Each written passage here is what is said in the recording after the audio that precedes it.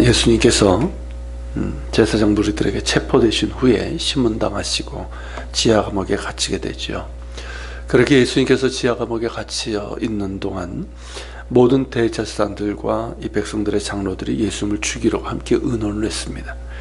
이 모임은 이제 사내들인 공회로서요. 그 당시에 이제 제사장 무리인 이 사두개파 그리고 바리새파 그리고 백성 중에 유력한 자들, 보통 장로들이라고 하는데, 그들이 모여서 판결하는 유대교의 최고의 기관이라고 할 수 있습니다. 그런데 이들이 모인 시간이 새벽 서너 시 경인데요. 사내들인 공회가 새벽에 모이는 경우는 극히 드뭅니다. 아주 중대사가 아니라면 이렇게 새벽에 모이지 않습니다. 그런데도 이들이 새벽에 모인 이유는 무엇 때문일까요? 딱 하나밖에 없습니다. 예수님을 죽이고자 함이었습니다. 이것이 새벽에 모일 만큼 중대한 일이었을까요? 때가 6월절이었고 예수님을 따르는 이들이 많았기 때문입니다. 그런 상황에서 정상적인 재판을 하게 되면 이들이 원하는 판결을 얻기가 어려운 것이죠. 그래서 이들은 자기들이 원하는 대로 속전속결로 일을 처리하기 위해서 새벽 시간에 모인 겁니다. 이들은 의논 끝에 빌라도에게 예수님을 넘깁니다. 왜일까요? 예수님이 이미 대제사장 가야바 관저들에서 유대교 율법에 따르면 사형을 당할 수 있는 신성모독죄의 그런 이제 죄명을 받았습니다. 그렇지만 유대는 로마의 지배하에 있었기 때문에 사형 집행권을 직접 행사할 수가 없었습니다. 따라서 사형 집행권을 가지고 있었던 로마 총독 빌라도에게 다시 고소할 수밖에 없었던 거죠. 그런데 문제는 이들이 스스로 율법을 어기고 있다는 것입니다. 지금 시간이 서너 시 경일 뿐만 아니라 유대교 규정에는 생명을 다루는 재판은 밤에 할 수 없다라는 것이고요. 그리고 신문 당일에 바로 유죄 판결을 내릴 수 없다, 그렇게 형을 집행할 수 없다는 그런 규율이 있습니다. 그런데 대제사장이여 바리새인들이면서 스스로 율법을 어긴 이런 불법적인 모의와 재판을 주도하고 있는 것입니다. 입만 열면 법이고 원칙이요 하던 자들이 스스로 율법 조항을 어기면서 이런 악한 일을 도모하고 있으니 참으로 악하기 짝이 없는 일이죠. 이들이 왜 이렇게 됐을까요? 그것은 하나님의 말씀이 그들의 말에만 있었고 마음과 행동에는 없었기 때문입니다. 늘 성경을 보는 자들이고 성직자들이니 얼마나 말씀을 잘 알겠습니까? 입만 열면 율법이고 원칙이었습니다. 그러나 정작 그들의 마음에는 하나님을 향한 순전한 마음이 없었습니다. 그들의 마음은 그저 자신들의 기득권, 자신들의 이익에 있었습니다. 그 기득권을 비판하거나 위협한다고 생각되면 예수님께서 성전에 관한 메시지도 있었고 또 바리새인들을 많이 책망을 하셨죠. 그러니까 자기들의 기득권을 비판하고 위협한다고 생각하면서 이 나사렛 예수를 제거하기 위해서 이렇게 율법을 어기면서 불의를 행하고 있는 것입니다. 이 모습을 보면 참 두렵습니다. 특히 저와 같은 목사들이 제일 두려운 일이고, 장로, 권사, 안수, 집사 같은 직분자들 역시 두렵고, 교회를 오래 다녔거나 봉사를 열심히 하고 있거나 성경에 대해서 좀 안다고 하는 이들 역시 이렇게 될 수 있는 위험성을 가지고 있기 때문에 두려운 일입니다. 그렇다면 어찌해야 될까요? 예수님께서는 늘 마음의 문제를 언급하셨습니다.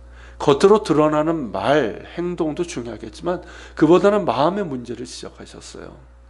그 마음에 선하지 아니하면, 진실이 없다면, 그 마음이 바뀌지 아니하면 결국 말과 행동이 아무리 선하게 보여도 그것은 거짓이고 위선일 뿐이라는 거죠.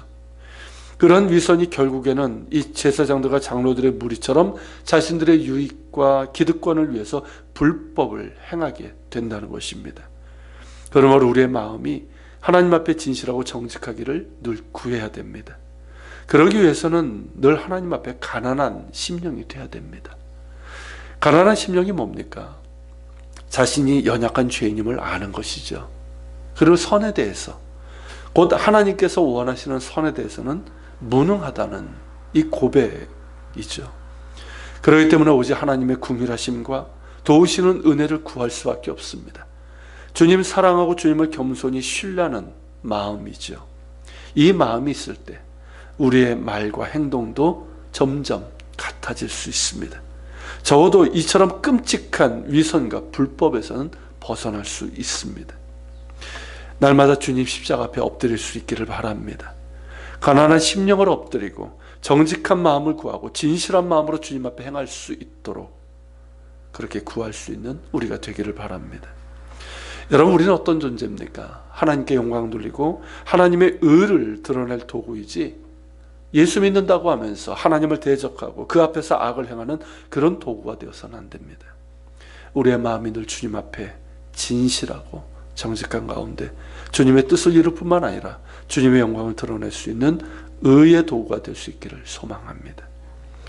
자, 백성들의 이 장로들, 대제사장들이 예수님을 빌라도에게 넘겼습니다. 그런데 3절서부터 10절에 보면 가룟 이야기가 나오죠. 가룟 유다의 이야기. 자, 예수님의 정죄됨을 보고 스스로 누이쳐 은 30을 대제사장들과 장로들에게 도로 갖다 주고는 스스로 목을 메어 죽었습니다. 그리고 다시 예수님을 빌라도에게 넘겨준 이야기로 바뀝니다. 이제 예수님은 빌라도의 법정에 서 계십니다. 수많은 고발들이 난무합니다. 모두 거짓이고 악의적인 고발이죠. 그럼에도 예수님은 이에 대해서 아무런 변론을 하지 않고 계십니다. 예수님에게서 사형에 해당하는 죄를 찾지 못한 빌라도 어떻게 합니까? 아내가 만류를 하죠. 이 사람은 죄가 없다, 뭐 그런 만류를 합니다. 그러면서 한 가지 아이디어를 냅니다. 그게 뭐냐면, 유대인의 명절이 되면 총독이 유대인들이 청원하는 죄수한 사람을 놓아주는 일종의 특사죠. 그 방면이 있었는데, 그에 따라서 바라바는 유명한 죄수와 예수님을 세워놓고는 누구를 풀어주랴라고 물은 겁니다. 무리들은 누구를 택했습니까? 예수님이 아닌 바라바였습니다. 당연한 것이었죠. 왜냐하면 20절의 기록처럼 대제사장들과 장로들이 무리를 이미 선동해놓고 매수해 놓았기 때문입니다. 그래서 무리들은 바라바를 풀어달라고 하고 나사렛 예수는 십자가에 못 박으라고 그렇게 외쳤습니다. 이에 대해서 빌라도가 어떻게 합니까? 예수님에서 아무런 죄를 찾지 못했음에도 밀란이 날까 두려워해서 무리들이 요구하는 대로 예수님을 내어줍니다. 예수님을 채찍질하고 십자가에 못 박히게 넘겨줍니다. 그러고는 물을 가져다가 무리 앞에서 손을 씻으며 이 사람의 피에 대해서 나는 무죄하니 너희가 당하라, 이렇게 했습니다. 자, 이 이야기에 나오는 두 사람, 가룟 유다와 빌라도의 공통점이 뭐라고 생각하십니까? 둘 다 예수님의 무죄함을 증언했습니다. 가룟 유다는 4절에서 내가 무죄한 피를 팔고 죄를 범하였도다 라고 했고요. 빌라도의 경우도 24절에서 이 사람의 피에 대해서 나는 무죄하니 너희가 당하라고 했습니다. 빌라도의 경우 누가복음과 요한복음에 따르면 유대인들에게 나는 예수님에서 아무 죄도 찾지 못했다고 말했고요.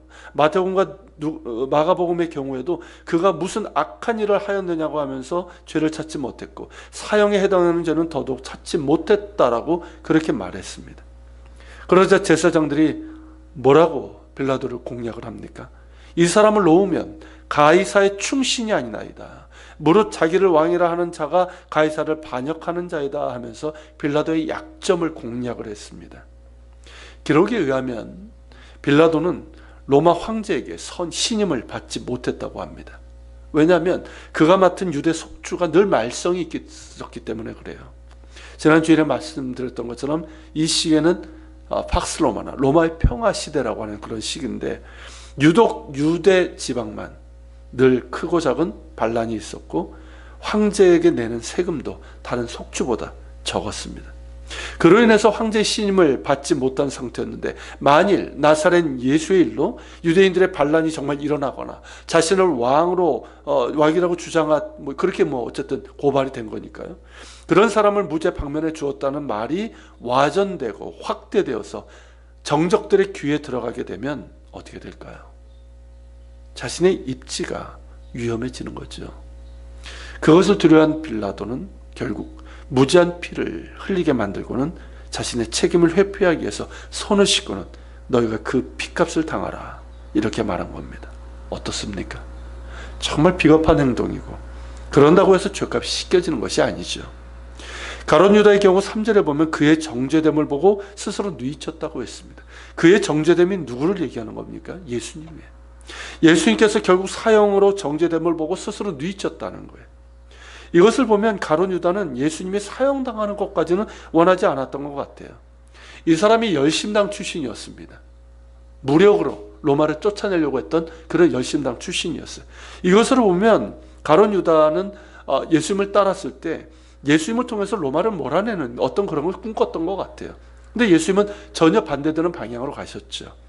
그래서 이제 위험한 상황으로 스승을 몰아넣으면 그분이 분기에 차가지고 능력을 발휘하고 그래서 로마를 물리쳐 칠 것이라고 그렇게 기대했던 것 같습니다. 어찌되었든 그의 예상과 달리 예수님은 너무나 무력하게 사형 집행의 길로 가고 계셨습니다. 가룟 유다는 그것을 보면서 죄 없으신 분인 건 분명하니까 그것을 보면서 뉘치고 그리고 제사장들에게 받은 은 30을 돌려주려고 했지만 이걸 거절당하고 그리고 어쨌든 스스로 물러나 그렇게 자살을 하게 됩니다. 이런 가룟 유다, 이 사람과 비교되는 사람이 있습니다. 누굴까요? 바로 베드로예요. 자, 베드로의 경우 예수님을 3번 부인한 뒤에 심히 통곡했다고 했는데 이런 예수님의 말씀을 기억하면서 비통하게 울며 진정으로 회개했음을 뜻합니다. 반면에 가룟 유다의 경우 스스로 뉘쳤다고 했는데 여기서 사용되는 이 단어가 회개를 뜻하는 단어가 아니에요. 이 단어는 뭐냐면 후회한다는 뜻이에요. 그래서 번역에 있어서 뉘쳤다는 말이 아니라 후회했다라고 하는 것이 맞습니다. 여러분, 회개와 후회 같은 걸까요? 분명히 다릅니다. 둘 다 자신의 잘못을 깨닫는 것이지만 회개의 경우는 그 잘못을 하나님의 자비하심에 맡기는 거예요. 반면에 후회는 어떻습니까? 자신의 잘못을 자신이 책임지려고 하는 거예요. 물론 죄에 대한 대가는 분명히 있지만 그 죄를 스스로 해결할 수 없는 것입니다. 유다의 가장 큰 죄는 뭐냐면 배신이 아니라 예수님을 통해서 수없이 들었던 그 말씀, 즉 하나님의 은혜에 대한 믿음을 저버린 데 있습니다. 예수님께서 전하신 메시지가 뭡니까? 하나님의 은혜예요. 죄인을 사랑하셔서 독생자를 보내주신 그 은혜입니다. 회개하고 돌아온 탕자를 넓으신 품으로 안아주시고 받아주시는 아버지의 사랑이에요. 그렇게 수없이 예수님을 통해서 회개하는 자에게 주시는 하나님의 용서하시는 사랑에 대해서 들었습니다. 그런데 정작 그는 자신의 죄에 대해서 그저 후회할 뿐 자신이 책임지려고 한 거예요. 이것이 가룟 유다에게서 보는 안타까움입니다. 경우가 다를 뿐 가룟 유다나 베드로나 예수님을 부인하고 배반한 것은 같습니다. 여기서 죄의 경중을 따지는 건 의미가 없어요. 둘 다 똑같이 예수님을 부인하고 배반했습니다. 그런데 그 차이는 베드로는 자신의 잘못을 자신이 책임지려고 하지 않았다는 거예요. 한없이 울고 통곡하면서 주님의 용서를 구했어요. 그리고 주님께서 그를 찾아가셨고 그를 치유하시고 회복시켜 주셨습니다. 하지만 가룟 유다는 그 상황에서 후회를 했지만 자신의 잘못을 자신이 책임지려고 한 거예요. 그게 자살 아닙니까? 그건 회개가 아니에요. 하나님께서 우리에게 원하시는 것은 진실된 회개이지 우리 스스로 책임지는 것이 아닙니다. 우리의 죄를 우리 스스로 책임질 수 있을까요? 불가능합니다. 우리 자신의 죄는 오직 하나님의 자비로 해결되는 것이지 그 무엇으로도 책임져질 수 있는 것이 아닙니다. 예수님께서 그 책임을 주시기 위해서 십자가에 달리셨습니다. 만약 가룟 유다가 그 상황에서 예수님께서 그에게 말씀하셨던 하나님의 용서와 사랑, 또한 예수님께서 왜 고난받으셔야 되는지에 대해서 하셨던 말씀, 몇 번 말씀하셨잖아요. 그 말씀을 기억했더라면 그런 결과로 이어지지 않았을 것입니다. 우리가 분명하게 그리고 정확하게 기억해야 될 것은 우리 자신의 죄에 대해서 하나님께서는 우리가 책임지라 하지 않으신다는 겁니다. 오히려 하나님 자신이 책임지시기 위해서 그의 독생자를 보내셨고 십자가에 내어주신 것 아닙니까? 우리가 죄를 짓지 않도록 구별하고 거룩한 삶, 순종의 삶을 살아야겠지만 우리의 연약함으로 인해서 죄를 범했을 때 우리가 꼭 기억하고 바라봐야 할 것은 우리 자신이 아니라 십자가에 달리사 우리의 모든 죄의 책임을 지신 예수 그리스도이십니다. 주님을 바라보십시오. 언제나 바라보고 우리의 참으로 연약함으로 마음에 정말 후회와 아픔이 있을 때 그때도 주님의 십자가를 바라보십시오. 그 십자가 바라보며 진실된 회개를 주님 앞에 드릴 수 있길 바랍니다. 그럴 때 우리의 모든 죄와 허물과 연약함을 짊어지신 주님의 용서의 손길을 경험하게 될 것입니다. 같이 기도합시다. 사랑하는 주님, 오늘 말씀을 기억하면서 기도합니다. 입만 열면 말씀이요 율법이요 원칙을 떠들어대던 이들이 이렇게 불법을 행하면서 무죄하신 주님을 제거하려고 합니다. 그런데 주님, 이런 모습이 오늘날 우리들에게서 참 많이 보입니다. 용서하여 주시고 우리가 하나님 앞에, 하나님의 말씀 앞에 늘 겸손한 모습으로 서게 하여 주옵소서. 우리의 마음이 완고해지고 위선적이 되지 않기를 원합니다. 겸손한 마음으로, 가난한 심령으로 주의 긍휼을 구하는 우리가 되게 하옵소서. 그리고 주님, 가룟 유다와 빌라도, 그리고 베드로와 이 비교되는 이 상황 속에서 주님, 우리가 너무나 귀한 것을 깨닫게 됩니다. 어떤 경우에도 나 스스로 죄에 대한 책임을 지려고 하지 않게 하옵소서. 이미 십자가에서 모든 죄의 책임을 지신 주님 바라보게 하시고, 그런 가운데 진정한 회개가 있고, 그래서 우리 가운데 어떤 죄책감, 자신을 책망하고 자신을 괴롭게 하는 그런 일이 없게 하옵소서. 늘 회개하며 그 용서의 은혜를 받고 더욱더 주님의 신실한 믿음과 삶으로 따라갈 수 있는 우리가 되게 하여 주옵소서. 같이 기도하며 나아갑시다.